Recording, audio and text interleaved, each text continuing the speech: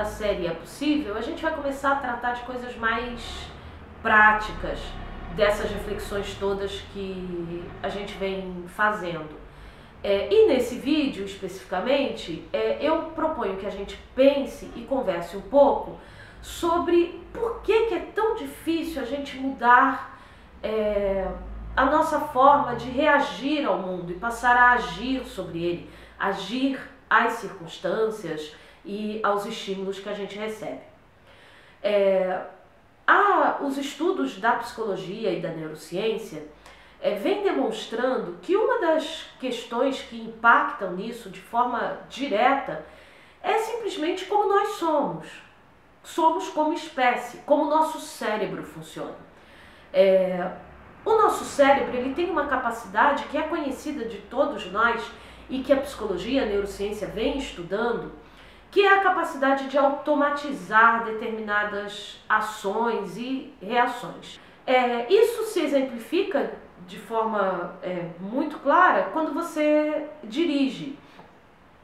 Quando você está aprendendo a dirigir, você está pensando naquilo que você está fazendo, e você ainda fica tenso, fica nervoso, enfim. Com o tempo, aquelas ações que são todas relacionadas ao dirigir, e que são muitas e complexas, passam a entrar no automático. E aí você é capaz de tirar o carro da garagem, de ré, você é capaz de dirigir e conversar com alguém no telefone, você é capaz de pegar uma estrada e pensar em outras coisas e elaborar outros pensamentos, enquanto você está fazendo uma tarefa que é extremamente complexa, que é guiar um carro numa estrada. Eu estava lendo um livro que usa esse exemplo, porque vários usam, porque é um exemplo muito comum, em que o autor ele diz que isso se mostra muito claro quando você, por exemplo, entra num caminho desconhecido e se vê em algum lugar que você nunca foi. A sua atenção se volta para aquela direção e dirigir volta a ser algo que fica na superfície do seu cérebro, né? Você precisa prestar atenção. Isso ocorre também, outro dia eu estava falando com uma colega sobre isso, sobre esse exemplo que eu vou dar. Quando você vai trocar de um carro manual para um automático, há pessoas que inclusive resistem. E há pessoas que, quando aprenderam a dirigir no carro manual, ainda que estejam dirigindo um carro automático, de vez em quando a perna procura lá a embreagem, porque é algo que está no automático. É possível você mudar isso e você aprender a dirigir um carro automático, né, e deixar o carro manual? Mas normalmente você leva algum tempo para colocar aquilo no automático. Bom, o nosso cérebro ele faz isso o tempo todo, não é só com o dirigir. A gente realiza coisas no nosso dia a dia, desde a hora que a gente acorda, no automático e nem percebe. Tudo que é rotina, tudo que você coloca numa rotina, está no automático do seu cérebro. Muito bem, mas não é só isso. O cérebro tem a capacidade de entrar no automático e colocar hábitos e reações no automático. Mas ele tem outras capacidades também. Você já reparou que às vezes quando uma cor te chama atenção, num determinado dia você escolhe uma blusa verde para vestir e você sai e começa a ver todo mundo de verde na rua? Ou você vê uma blusa de uma colega sua do trabalho vermelha e fala, nossa, que blusa bonita. E aí quando você olha na rua, você começa a ver um monte de gente vestido de vermelho e você pensa, poxa, hoje é o dia do vermelho, tá todo mundo de vermelho. Essa é uma capacidade que o nosso cérebro tem de buscar padrões e buscar coincidências e aquilo que você quer ver. Mas isso não se expressa só nas cores, isso se expressa na notícia que você lê, nas crenças que você tem, naquilo que para você está sendo bom receber a informação. O nosso cérebro tem essa capacidade. Eu estava lendo um estudo de uma universidade americana e que o cientista estava dizendo que a tendência de todos nós, ele inclusive no estudo que ele estava fazendo na área de psicologia, é procurar confirmar as nossas verdades. É procurar confirmar nas coisas que nós vemos e nas coisas que nós lemos, nas pessoas com quem nós convivemos, aquilo que nos deixa confortável. Eu estou falando nos deixa o nosso cérebro confortável. Porque pensar, fazer sinapses, desconstruir verdades, dá trabalho. E o padrão nosso é economizar energia para sobreviver. E aí a gente acaba só confirmando e buscando informações que confirmam aquilo que a gente já acredita. A gente se engana achando que a gente está procurando informações para questionar aquilo. Não, eu estou falando isso baseado em fatos. Mas na maioria das vezes nós estamos falando isso baseado em fatos que confirmam aquilo que a gente acredita. A gente costuma automaticamente, o nosso cérebro, a rejeitar qualquer tipo de informação que vai criar conflito no nosso cérebro, que vai exigir trabalho. Eu poderia aqui dar milhões de exemplos de mecanismos que nós temos no nosso cérebro, milhões é exagero, mas vários deles, que tornam difícil que a gente mude a nossa forma de reagir, que a gente deixe de reagir e passe a agir sobre o mundo. Muitas dessas questões são, na verdade, auto-enganos que nós fazemos. Nós nos enganamos. O nosso cérebro, ele procura criar sempre uma melhor maneira de você lidar com as coisas.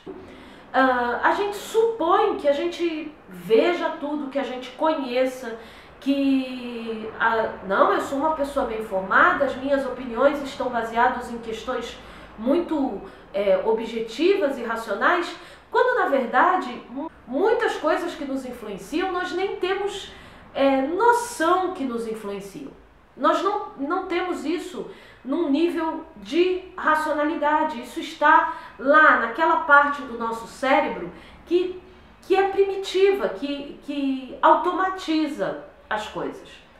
Bom, e por que isso é importante?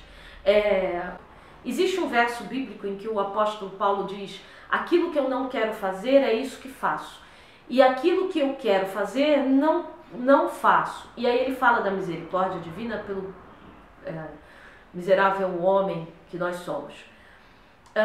Essa dificuldade da gente fazer o que a gente quer e fazer aquilo que a gente não quer fazer parte muitas vezes desses automatismos que nós temos na nossa estrutura.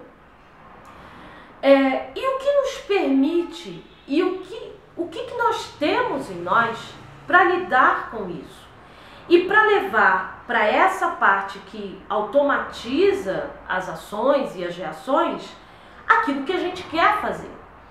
É a capacidade humana, e que só os humanos têm, porque eu, pelo menos, não duvido da capacidade e da inteligência das outras espécies do planeta. Nós sabemos que eles são inteligentes. Mas o que nos diferencia deles é a nossa capacidade de raciocínio e de pensar sobre o nosso pensar. Mas nós não pensamos mais sobre o nosso pensar. E aí nós começamos a dar explicações e nos enganar, mais uma vez, explicações muito racionais, que a gente acha que é racional, para as atitudes que a gente toma. E quando os psicólogos e neurocientistas começaram a estudar isso, eles viram que, às vezes, objetos, às vezes palavras, são capazes de influenciar a nossa ação e a nossa reação numa situação, mas que a gente não tem noção disso. Isso já foi demonstrado em vários estudos, que palavras, objetos, acontecimentos podem influenciar diretamente a nossa forma de agir e reagir. Nós sempre encontramos uma maneira racional para explicar e a gente acaba ignorando como nós somos influenciáveis. O nosso cérebro é influenciável. Tá, e o que eu faço com isso? Primeiro você precisa ter consciência disso, você precisa saber disso. E saber que o que nos diferencia das outras espécies é pensar sobre o seu pensar. É pensar sobre o seu sentir, não só sobre o seu pensar. Você tem essa capacidade. Mas ao longo dos séculos, ao longo da história, nós fomos perdendo esse hábito, fazer esse exercício da metacognição, de pensar sobre o seu pensar, de pensar sobre o seu aprender, de pensar sobre o seu agir, sobre o seu sentir. Bom, e você pode dizer assim, ok, Flávia, tudo bem, mas eu não estou nem aí com isso, eu vou continuar lendo aquilo que confirma as minhas hipóteses, eu vou continuar procurando só confirmar aquilo porque eu quero conforto, e se meu cérebro funciona assim, ok.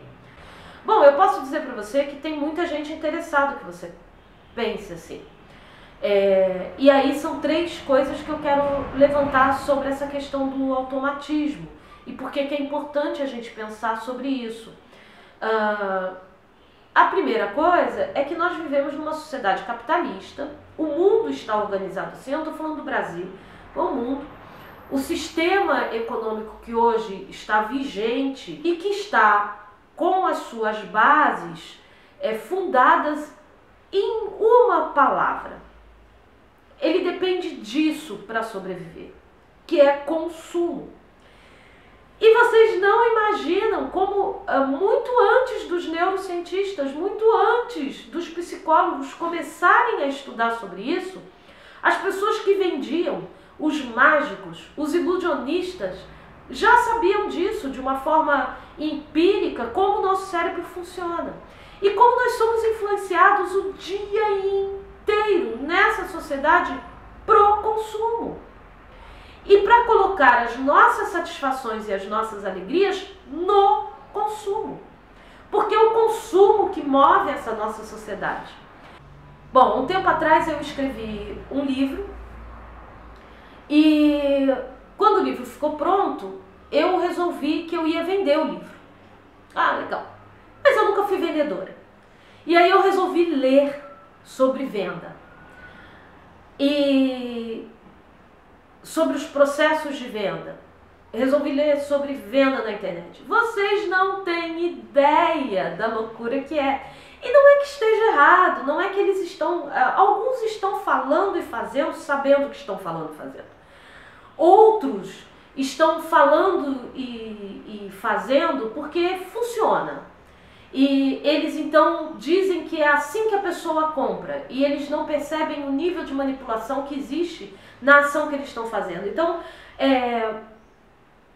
todo contato, todo o processo da venda segue uma lógica de encaminhar o seu cérebro e te levar a comprar tirando a questão racional da compra, trabalhando com a questão do desejo da compra.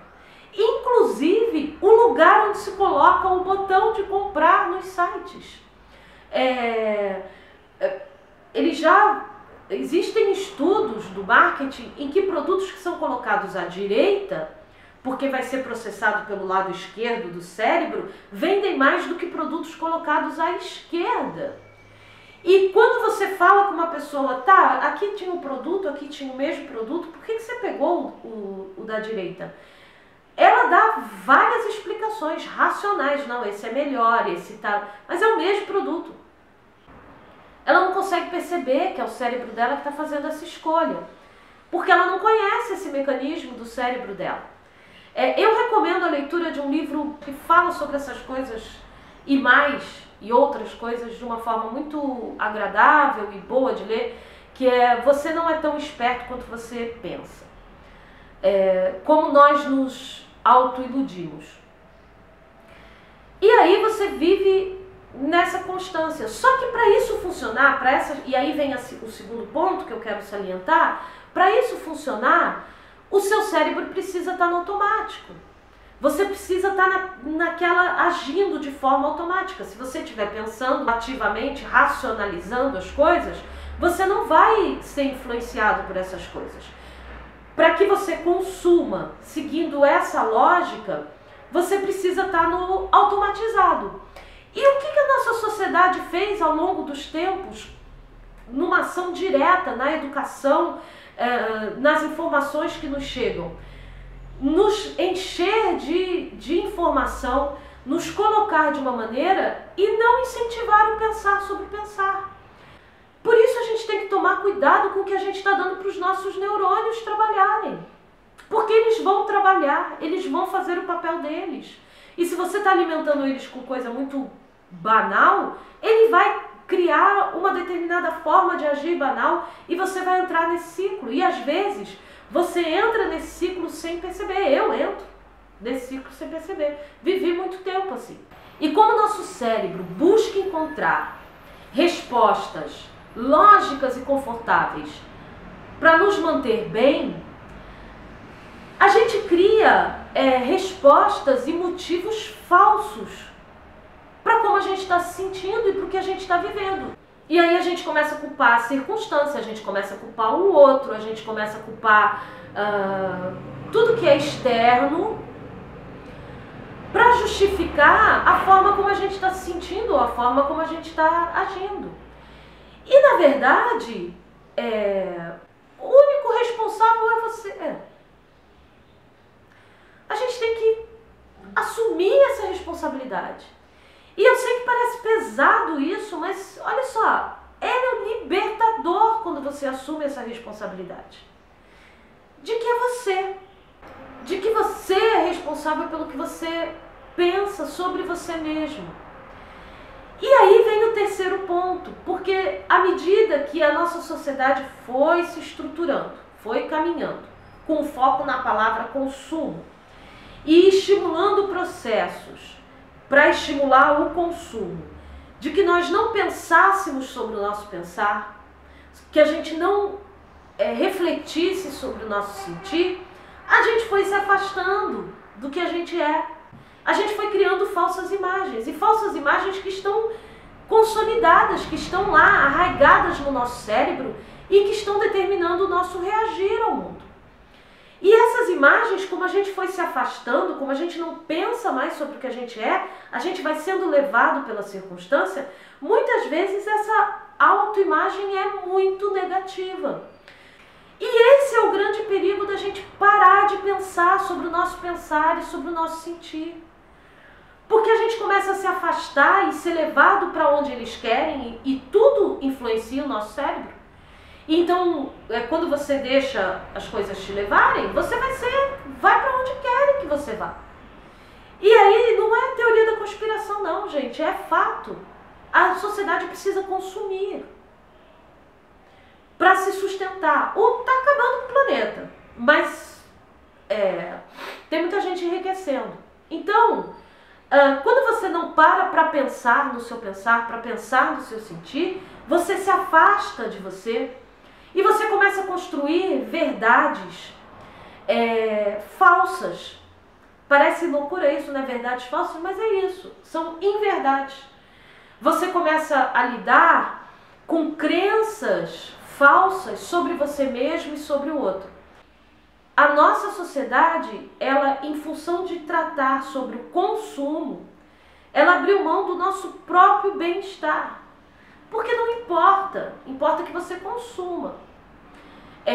O excedente de população que não consegue consumir, que é a doença. Eu sei que é cruel eu falar isso, mas se a gente não parar e pensar nisso, a gente não vai conseguir entender que a responsabilidade não é do outro. Eu adoeci. Eu estou falando como alguém que viveu essas coisas. Eu tive depressão. Eu hoje tenho uma doença autoimune.